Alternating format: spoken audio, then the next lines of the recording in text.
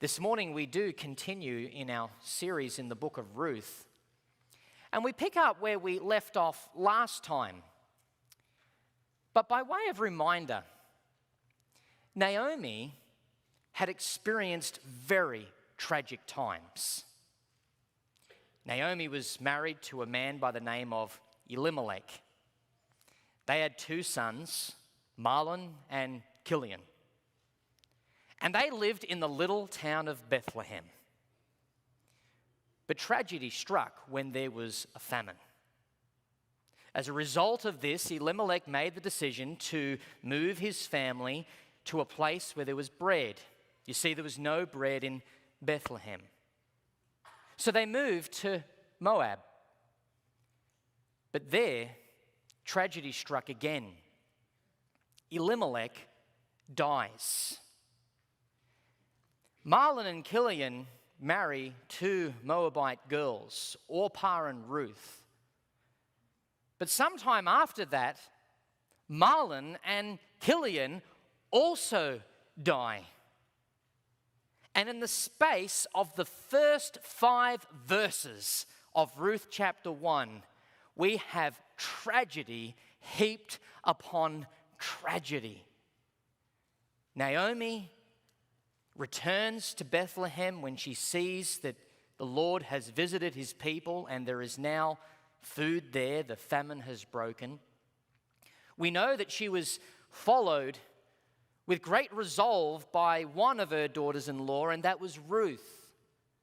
But upon arrival to Bethlehem, the ladies were excited to see Naomi. It's been 10 years, but she was noticeably different. They could see the trauma on her face. She had been through so much. And as they greeted her, Naomi, which means sweetie, she said, "Don't call me Naomi. Call me Mara," which means bitter, because the Almighty has dealt bitterly with me. I left full, but I have come back empty. And the narrator leaves us on a bit of a cliffhanger in verse 22. Right at the end of that first section of this stunning story were the words, "Now they came to Bethlehem at the beginning of barley harvest." And there the episode ends. As a reader, you're supposed to be asking the question, why did they arrive back at barley harvest? Why does the author want us to know that it's in Bethlehem and it's barley harvest? Well, this is what introduces us to the great second segment of this story in Ruth chapter 2. Ruth chapter 2 revolves around 3 characters who are named. There are others mentioned, but we only have the names of 3. And we've been introduced to 2 of them, and we are well acquainted with them so far. We've met Naomi, but we've only met Naomi in her grief, haven't we? We only know Naomi in her sadness and in her bitterness. But we've also met the second character, and that is Ruth. All that we know about Ruth so far is she is a woman of resolve. She loves the Lord. She's given up everything in her hometown, everything that is familiar, and she is risking everything, even her own reputation, so that she can worship Yahweh and be a support to her grieving mother-in-law, Naomi. But here in Ruth chapter 2, we're introduced to a third character who has quite a prominent role. And interestingly enough, we see him in the very first verse, but what I want you to notice about the first verse is the narrator's giving us details that Ruth did not know. This is like a spoiler to a movie. This is just a little thing called the reader's edge. You know this, but Naomi didn't. It's almost like the author just can't contain himself and he has to get this information out. And the information is seen in verse 1. There was a relative of Naomi's husband, a man of great wealth of the family of Elimelech. His name was Boaz. Ruth has no idea about any of that information. And we're going to come back in just a moment and look at the great relevance of that when we learn about him in this next segment of the story. But even though there are 3 characters mentioned by name in Ruth chapter 2, none of them are the main character of Ruth chapter 2. The main character is invisible. He can't be seen. But the signature of his hand is seen in 3 stunning events. I've titled Ruth chapter 2, The Hidden Hand of God. You see, Ruth chapter 2 is not about Naomi. It's not about Ruth. And it's not about Boaz. It's about the Lord. This chapter is a reminder that his hand, his sovereign hand, is at work. They can't see his hand, but only as they look back and as we carefully look at the text, we can see the evidence of a hand at work. There's what I call 3 signatures of the hidden hand of God. And before we pick up on the next part of this story, I do want to remind you of something very important that's at the background of this entire book, and we see it throughout Scripture. Whether there is a hard providence or a happy providence, it's always the hand of God that is behind it. God is in complete control of every single event in this universe. There is nothing that he does not have control over. But when it comes to the providence of God in the life of his people, you need to know that God's controlling hand is always wrapped in care. And that's what we see at the background of Ruth chapter 2. So if you were to summarize this next segment of the story, it would be the hidden hand of God is in control and it cares. And that's exemplified in the lives of Naomi and of Ruth. What I want you to see this morning is 3 acts of God's hand. The very first one is found in verses 2 through to 7, and it's this: the hand of God surprises. How do we know God is at work? We mentioned last time that it's usually when we look back. When we go through tragedy, when we go through difficulty, or even when we experience worry and anxiety, it's very hard to make sense of a difficult situation when you're in it. But like John Flavel had said, as we consider the Hebrew alphabet, it is read backwards, so is God's providence. We look back and we can begin to see the fingerprints, the signature of God's work. And one of the ways that we often see the hand of God at work in our lives is through a series of unexpected events, surprises. And what I want you to see in verses 2 to 7 is 3 surprises, and these 3 surprises were all the sovereign hand of God orchestrating it, but he's orchestrating it with a smile. This is truly a happy providence, and God is working, and the evidence of God's work is seen in the element of surprise. Let's look at the very first surprise, and it's seen in verse 2. So Ruth the Moabitess said to Naomi, Please let me go to the field and glean heads of grain after him, in whose sight I may find favor. And she said to her, Go, my daughter. I know Naomi would have struggled to see that God's hand is at work in a very favorable and caring way in her life. I know she would have struggled to see that. She knows God is working in her life. She said, the Almighty did all of this to me, but she can't yet see the care. Remember, she concluded, I am now empty. But did you see carefully the very first surprise? It's actually just seen in the words, Ruth the Moabitess. The narrator wants us to see that this is how this section begins and ends. We see that in verse 2 and we see that in verse 21. He's highlighting Ruth's origins. And this is the first great surprise we see in this passage. God is actually working, and Naomi might not see it, but the surprising element of God's work is seen in an unexpected individual who's going to bring blessing to Naomi and ultimately to the nation. This would have been the last person that Naomi would have ever dreamed of being the very means that was going to support her in the midst of her grief.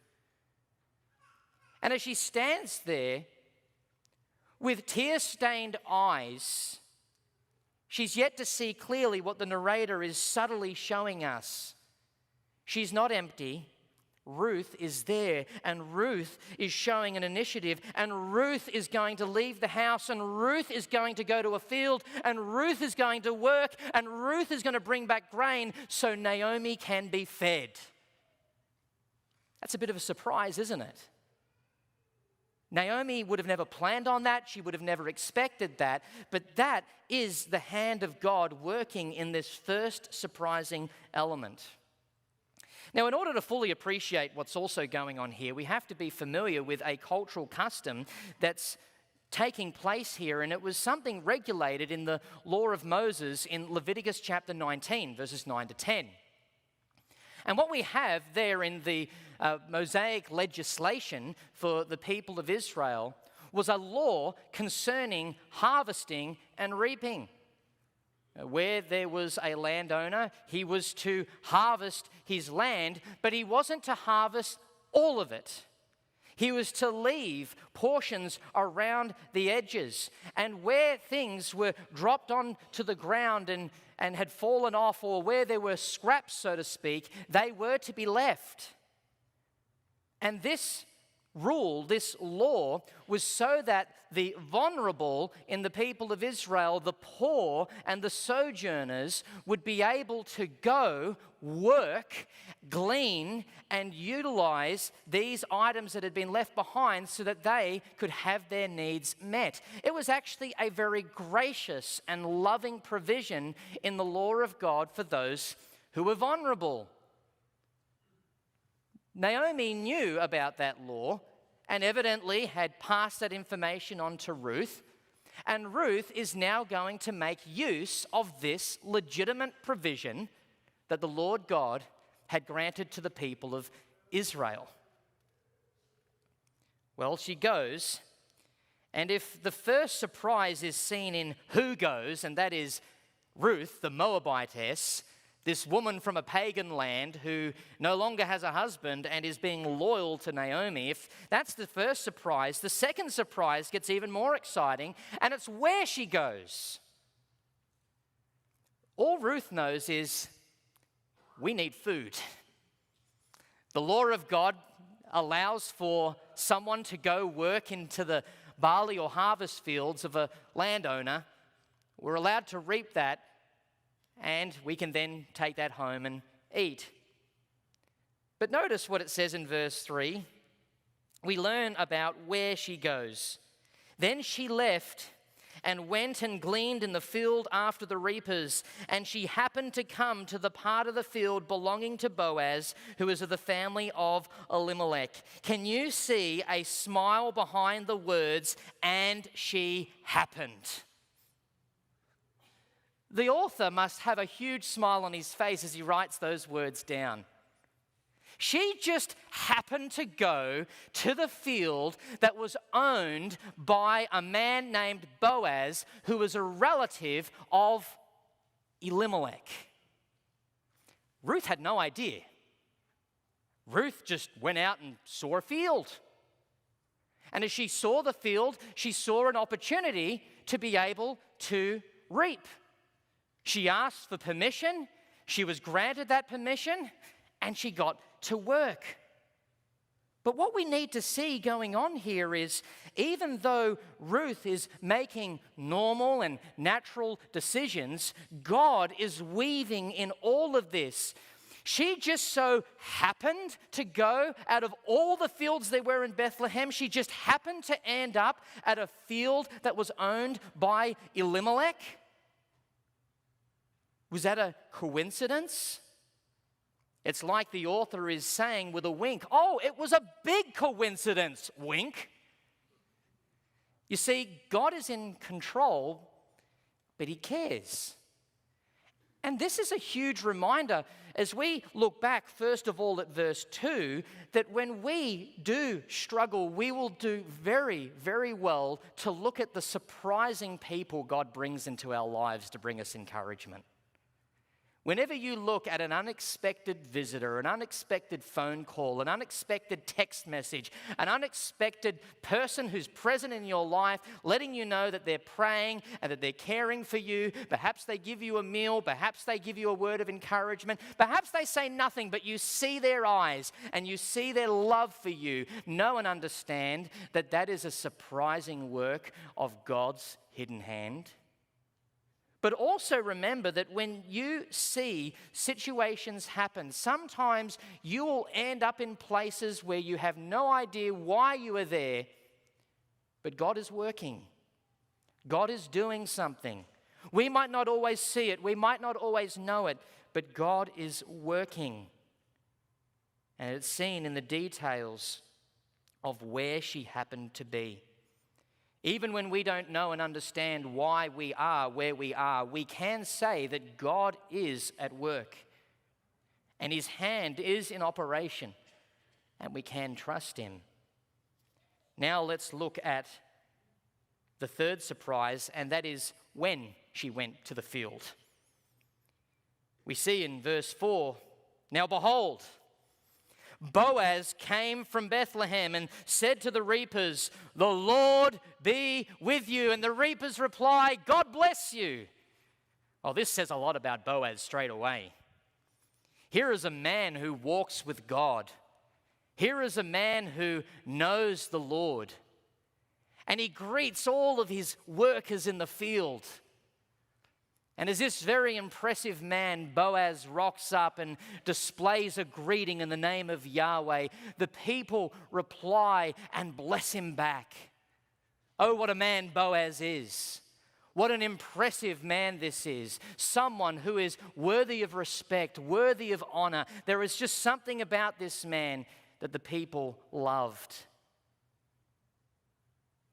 But then we see something occurs. Boaz said to his servant, who was in charge of the reapers, whose young woman is this? Evidently, Boaz knew who worked in his fields. He knew who the vulnerable were in his fields. There were a number of young ladies working there, reaping there, to look after themselves and perhaps other relatives. But there's someone here today who's not normally here. So he calls his chief of staff and inquires of him, who is this young lady? Now I want you to know that this chapter is not about how to find someone if you're single. Nor is this chapter about how to get free food if you're hungry. Now, I know there's a lot of disappointment now, but don't tune out.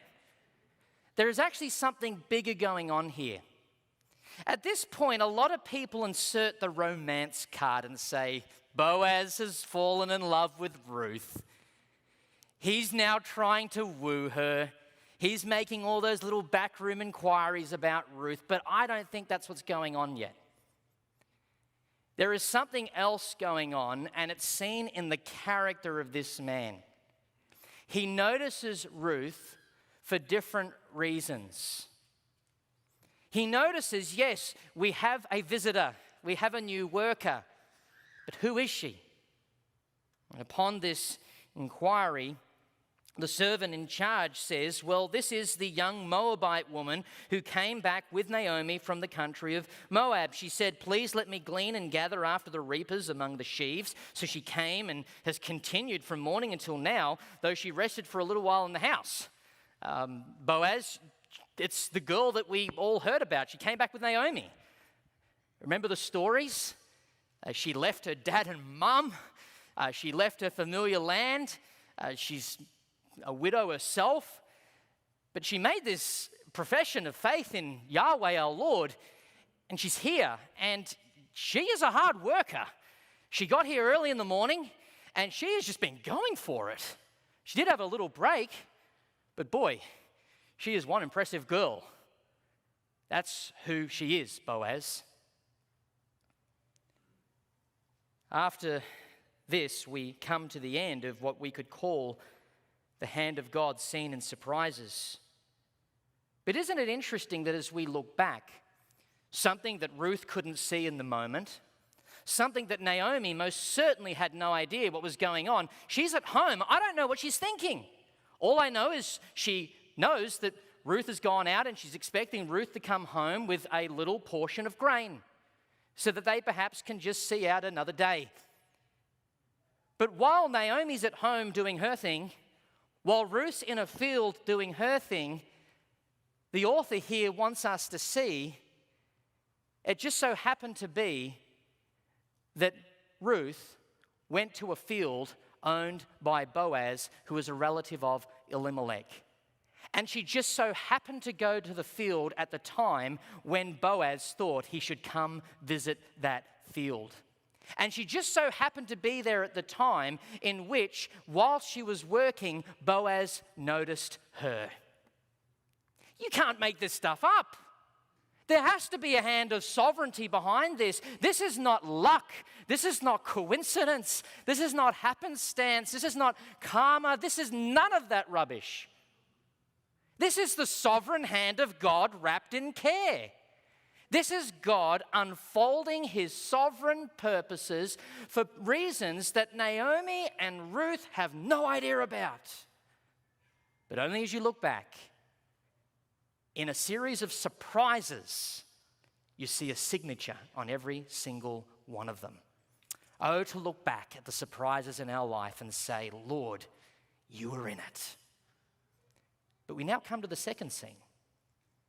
The hidden hand of God was not only seen in how he surprised these people, the hidden hand of God's sovereignty was also seen in how he supplies for these people. What happens in verse 8 is that Boaz now shows an interest in this woman, and as we go down to verse 17, this interest is expressed in a kindness toward her. Boaz now knows who she is.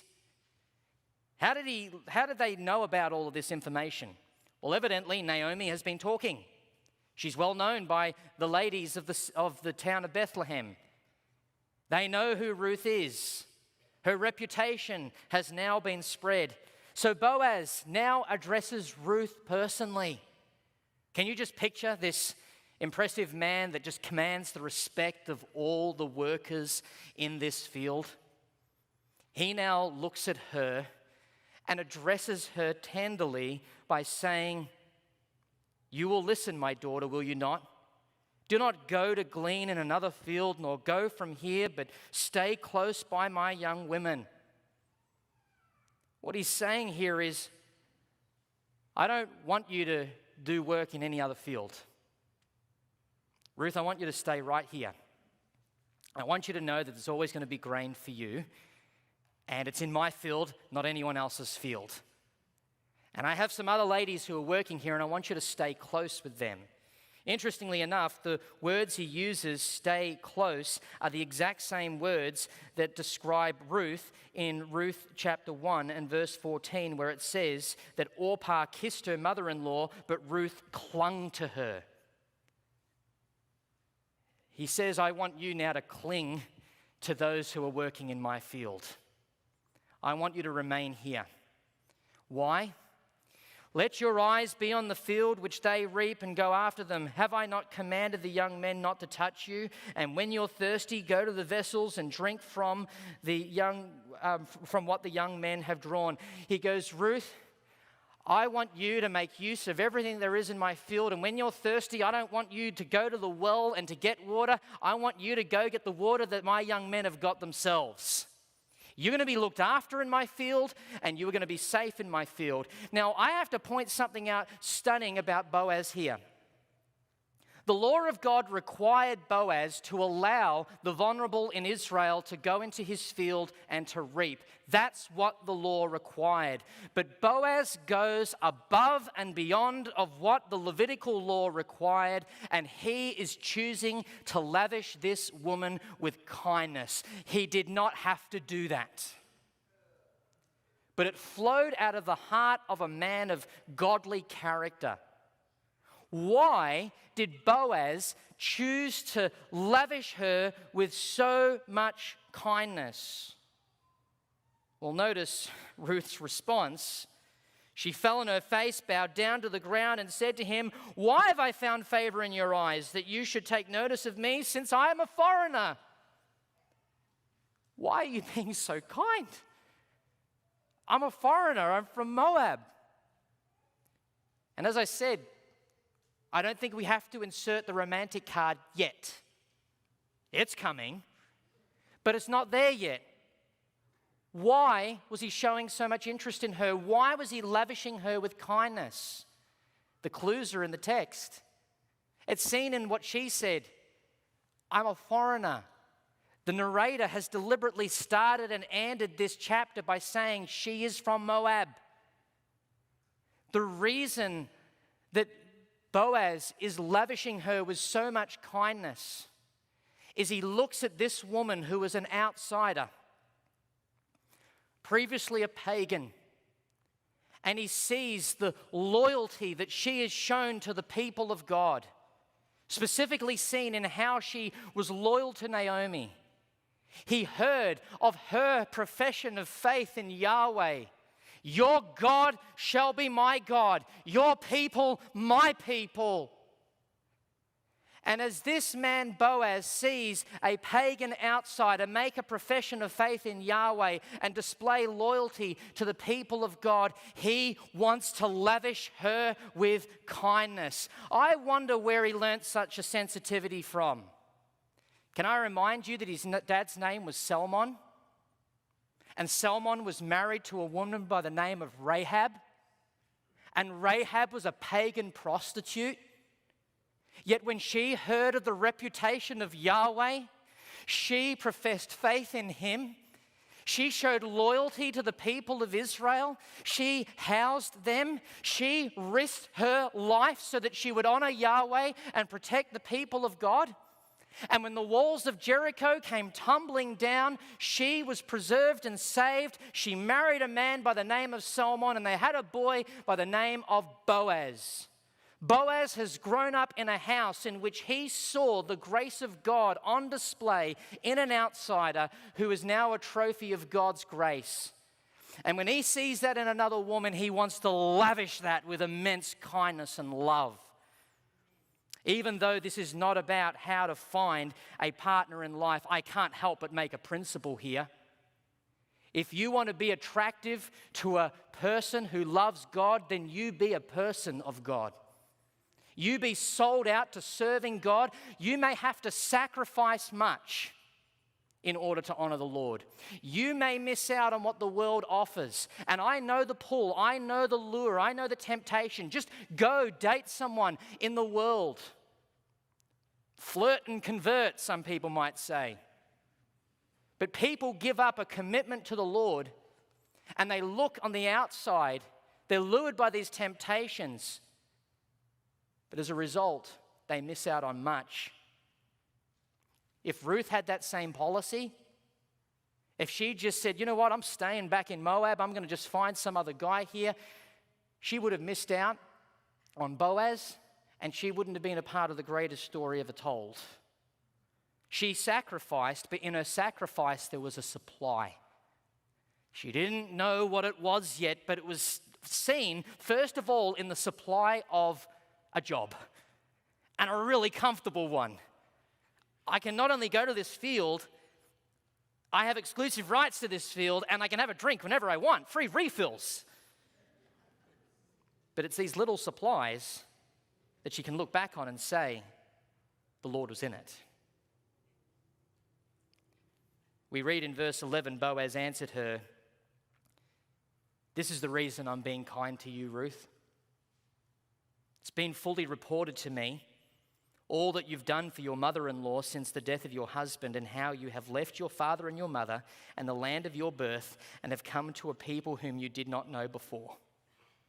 That's why I'm showing kindness to you, because you're a woman of God, and that's attractive, and that is worthy of me pouring love into your life and kindness. I'm going to look after you because you love the Lord." This is beautiful. He goes on to say, and I want you to note verse 12 is the key verse of the whole book. "The Lord repay your work, and a full reward be given you by the Lord God of Israel, under whose wings you have come for refuge." Remember that phrase, whose wings you will find refuge. That's the key to the whole book of Ruth. It's going to come up again in the next chapter. But what he's saying here is, you, Ruth, have sacrificed so much, but you have now found comfort under Yahweh's wings. But what Boaz doesn't realize is, yes, she has found comfort under Yahweh's wings, but there is going to be someone under those wings that is going to give her the particular warmth, and it's him. He just has no idea. She then said, "Let me find favor in your sight, my Lord, for you have comforted me and have spoken kindly to your maidservant, though I am not like one of your maidservants." He then invites her to lunch, along with all of his other servants. Come, Ruth, have lunch. And he makes sure that her plate's full. You know what it's like when you go to someone's house and they're very hospitable. You might put your portion on the plate, but then they come and say, "No, have some more, and you're loaded." That was Ruth. Boaz is Mr. Hospitable here. He's just loading her plate with lunch. And then he gives her a doggy bag. He says, "I want you to take some home with you, Ruth." And we're told in the text, verse 14, that she was satisfied. And then she got up, she went back to the field, and she did some further work in the field. And as she was doing work in the field, he then has a quiet conversation with his chief of staff. He says, "Come here. I've let Ruth know that she can come to this field anytime. We've got to give her water whenever she asks for it. But I want you to make sure that when you harvest some of the best grain, just drop it in front of her so she can pick it up. Let's really look after this girl." He is impressed with Ruth. So she gleaned until the evening. After she had beaten out all that she had gleaned, it was about an ephah of barley. Doesn't mean much to us, but an ephah is about 20 kilos.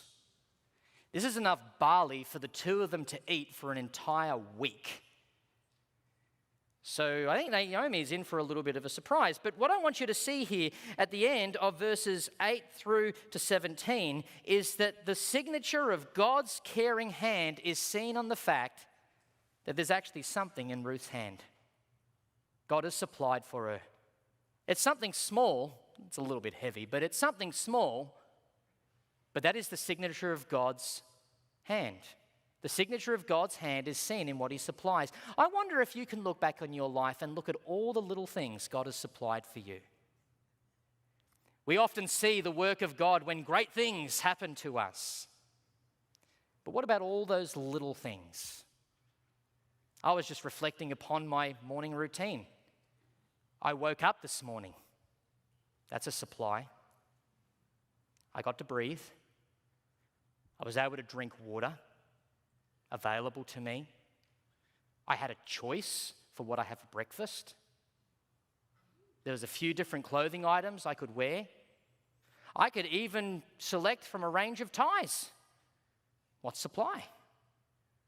A lot of people say, what has God ever done for me? I'm reminded of an article that was written in satire titled, "What Has God Ever Done for Me?" by the man who breathes air. You see, God supplies. He does big things for us and he does small things. But one of the ways to know that God is at work in your life and that he cares is look what's in your hand. Look at what you have. Next time you take rubbish out and put it in the bin, be reminded you only have rubbish because God has supplied. God supplies, and that is a signature of his hidden hand. This now brings me to the final section, and it's this. The hand of God strengthens. How do we know that God is at work? Because he strengthens the faith of Naomi and of Ruth. Naomi was really distraught, and we understand why. I think she was struggling. But God shows the signature of his work and care by strengthening her faith, and God will always do that to his children. How does this happen? Well, we see in verse 18 that Ruth took it up and went to the city, and her mother-in-law saw what she had gleaned. She brought out and gave to her what she had kept back after she had been satisfied. She comes home with all this stuff. I remember when my girls were doing a part-time job, and at the end of the night, they were allowed to take some food home. And I must say, though I was very excited to see them come home, there was quite a thrill to see what they might be bringing home. And sometimes the supply was pretty big. Well, in this case, I think Naomi was rather blown away by what she saw Ruth haul home. 20 kilos of grain? Wow. She asked her, well, where did you go? Where did you work? Who did this for you? Ruth, this is not normal. I was expecting you to come home a little handful, so we got dinner for tonight, and you go back tomorrow. We've got a week's worth of grain and barley here. What on earth is going on? Oh, she replies and says, I went out into this field, and the field was of a man who greatly blessed me. He took notice of me. His name was Boaz. Boaz, says Naomi. Now, she had seemed to have forgotten about this in her grief. Remember in the previous chapter, I'm empty, got nothing. But all of a sudden, Boaz, he's a relative of Elimelech. He's one of our redeemers. Now, I'm not going to go into this right now. This is for next time. But there's another Jewish custom that was seen in the law of God, and that is where there was a widow, the nearest of kin had to see to it that the land would not be lost and that the widow would be provided for and cared for. And we also learn about some customs concerning the nearest relative, if they're not married, were to marry her and raise seed so that the family name would continue. So this is what's going on in the background, and then Naomi just dawns on her, wait a minute, there actually are some relatives who could get us out of this difficult situation. We might not lose the land after all. We might not be without hope after all. And you say Boaz? Okay, here we see the matchmaker instinct kick in. This is where the romance starts brewing now. Naomi's got some work to do, and she is going to get to work in the very next chapter. But right away she says, Boaz, we have hope. All of a sudden she has gone from just being dark to just being bright-eyed and bushy-tailed. She is just strengthened. She's rejuvenated. The name Boaz just does something for her, as she is thrilled by this news. Blessed be the Lord who has not forsaken his kindness to the living and the dead. This man is a relation of ours, one of our close relatives. Ruth replies to all of this. He also said to me, stay close to my young men until they've finished all my harvest. He's been so good to me, Naomi. And Naomi said to Ruth, well, it's good, my daughter, that you go out with his young women, and that the people do not meet you in any other field. I think it's really good that you work for Boaz. So we are told in verse 23 that she clung. She stayed close to the young women of Boaz to glean until the end of barley harvest and wheat harvest, and she dwelt with her mother-in-law. What I want you to see from verses 18 to 23 is the hidden hand of God is seen in the way he strengthened the faith of Naomi. That was God's doing, that her faith was strengthened. Do you know God wants his children to have their faith strengthened? He wants you to grow in the grace and knowledge of Christ. And he'll do that in all sorts of ways. But I want you to look back at those moments of your life when you see these moments where you are just filled with a passion for the Lord, when you are filled with this focus of wanting to learn more and do more for the Lord. Can you just know and understand that that was the hand of God that did something to you? It's God who is at work in you. You can't see it in the moment, but it's only when you look back. It's the hidden character of this passage.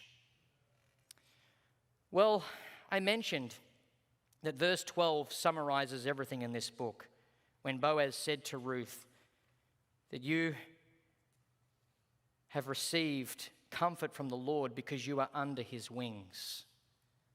You have safety because you're under the Lord's wings. I was reminded of a fable, but the fable has so many elements of truth when you do learn about mother hens. I've seen mother hens raise up their wings when they hear wind coming to protect their chicks.